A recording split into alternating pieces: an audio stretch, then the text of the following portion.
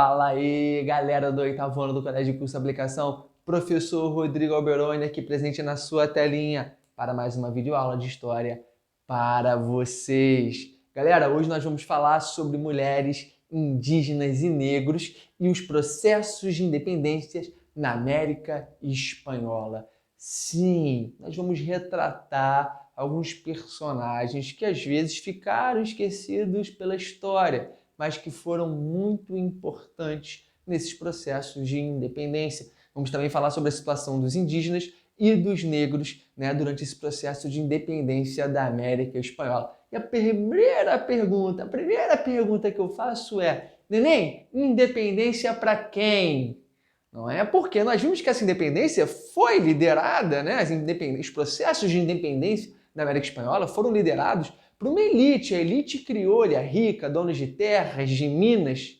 Obviamente, eles têm interesses próprios nessa independência, uma liberdade comercial, controle político, aumento da sua riqueza. Mas e o resto da galera? E as mulheres? E os negros, os mestiços, os indígenas? Como é que fica? Será que essa luta por liberdade representou maior autonomia, maior liberdade para as mulheres? Será que gerou o fim da escravidão nas antigas colônias espanholas na América? Será que gerou um processo de integração desses indígenas ou de proteção desses indígenas, os nativos americanos? A gente vai ver que, infelizmente, não é bem assim. Se hoje a gente tem a ideia bem clara, aqui na América Latina, no Brasil inclusive, que origem étnica é um fator de discriminação, imagina ali no contexto do século XIX, na América Espanhola. Então, obviamente, mulheres, negros, mestiços, indígenas foram sim discriminados, excluídos, continuaram sendo inferiorizados. Então, essa luta por liberdade não é liberdade para todos. Também não significa igualdade para todos. E quando eu digo igualdade, não é igualdade econômica, não, é igualdade perante a lei. Muitos negros lutaram nas guerras de independência, mas não conquistaram liberdade depois. Na maior parte das colônias espanholas, as antigas colônias espanholas, que agora são nações independentes, a escravidão foi mantida. Então vamos tentar entender que essa independência, quando eu pergunto para quem, a gente já percebe aí claramente que é para uma elite local, enquanto uma parcela significativa da população está excluída. Quando eu olho o caso dos indígenas, por exemplo, eles eram obrigados praticamente a se adaptarem a essa nova realidade.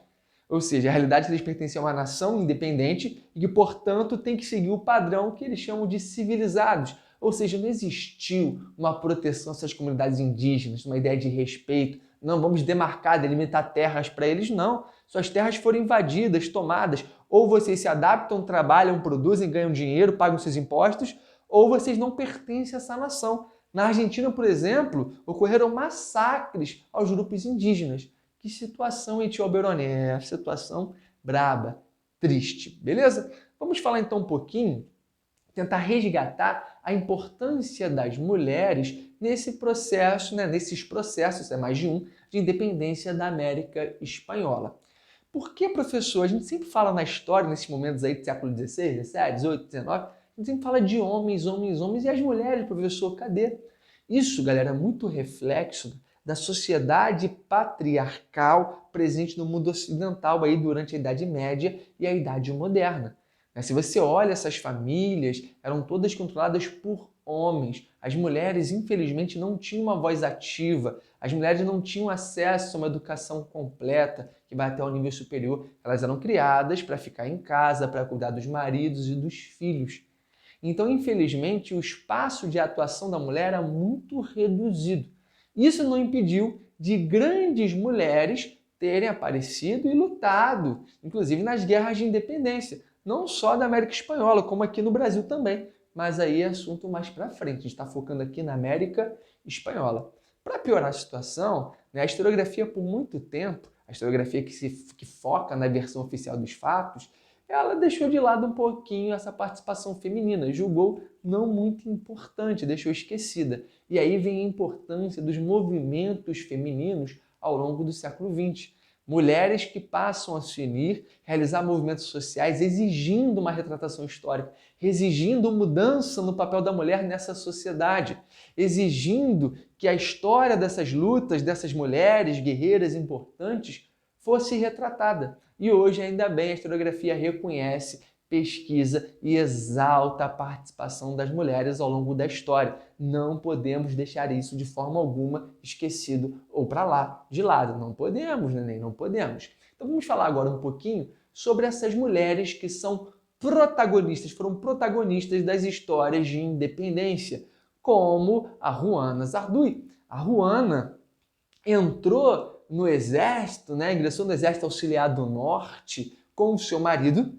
Ambos lutaram lado a lado, seu marido morreu em combate e ela continuou lutando. Foi promovida, subiu de patente militar e colaborou com a independência do Peru e da Bolívia. Então a Juana Zardui foi uma grande mulher, uma mulher guerreira que contribuiu para a independência do Peru e da Bolívia. Outro nome que a gente pode citar aqui é Leona Vicario, que lá no México fez parte de um grupo rebelde que lutava pela liberdade, pela independência do México. E como é que ela atuava, professor? Ela era uma jornalista, então ela atuava mandando mensagens codificadas, ou seja, em códigos secretos, para os membros do movimento de independência Los Guadalupe. Depois se tornou um movimento que lutava por igualdade social no México também. Obviamente, eles foram duramente perseguidos. Outro caso que eu posso citar é da Manuela Sáenz. Manuela, uma líder revolucionária, lutava pela União da América e pelas independências, companheira do grande Simão Bolívar. Também se tornou uma grande militar de grande importância para os movimentos de independência. E para finalizar, nós temos a Policarpa Salavarrieta. A Policarpa, ela atuou como espiã, olha que maneiro. Ela era uma espiã de grupos libertários que lutavam pela independência da Colômbia. Ela acabou sendo capturada, condenada por espionagem a fuzilamento em praça pública e veio a falecer, foi fuzilada, foi morta pelo governo, que não permitia essas lutas de independência. Então aqui eu citei para vocês algumas mulheres. Temos mais mulheres, vocês podem pesquisar também. Inclusive, se vocês pesquisarem aqui no Brasil, vocês vão encontrar também. Só que eu não quero dar spoiler, porque a gente vai ter uma aula sobre isso mais para frente, ao falar de independência do Brasil. Vamos citar mulheres brasileiras também aqui que lutaram pela nossa liberdade. Bacana?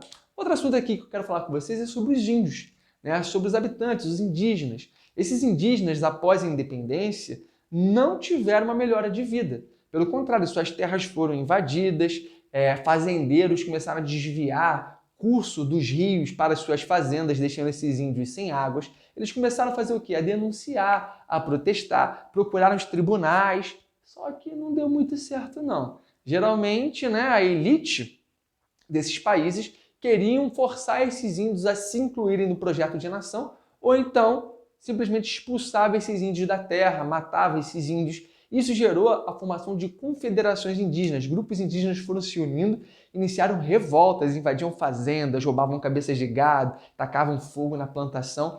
Obviamente, essa elite local formavam exércitos e começaram a dizimar esses índios, caso bem típico da Argentina. Por isso que hoje a presença de índios na Argentina é muito pequena. Se tem a maioria de indivíduos que vieram de outras regiões, porque os índios da Argentina foram exterminados durante esse processo.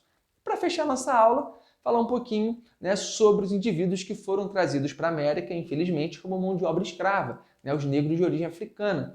Esse grupo, durante toda a sua história de escravidão aqui na América, resistiram à escravidão, lutaram, tentaram fugir, formar comunidades próprias, assassinaram seus exploradores, sabotaram. Obviamente, isso são formas de resistência. Durante a independência, muitos lutaram, tanto escravos quanto negros livres lutaram nessas guerras esperando uma vida melhor. Mas essa não foi a realidade. A maior parte das independências na América foram lideradas por quem? Por uma elite crioula. Uma elite criolha, os filhos os que nasceram aqui na América, descendentes de espanhóis que nasceram na América, são os crioulos, a maioria eram ricos, latifundiários, muita terra, agroexportador, dono de escravos. Eles simplesmente não queriam o fim da escravidão. Então, a independência não representou uma liberdade a esses negros. A maioria continuou como escravos. A mesma coisa as mulheres. A independência não representou uma liberdade, uma maior participação política às mulheres. Continuaram excluídas, não tendo acesso à cidadania. E os indígenas a mesma coisa. continuaram perseguidos, sendo obrigados a se converter ao ideal de mundo civilizado, continuaram perdendo suas terras. Então essa independência para quem? A gente viu que não foi para esses grupos que eu citei aqui, e sim para uma elite branca, poderosa, dona de terras. Valeu, meus amores, beijão, até a próxima. Tchau, tchau.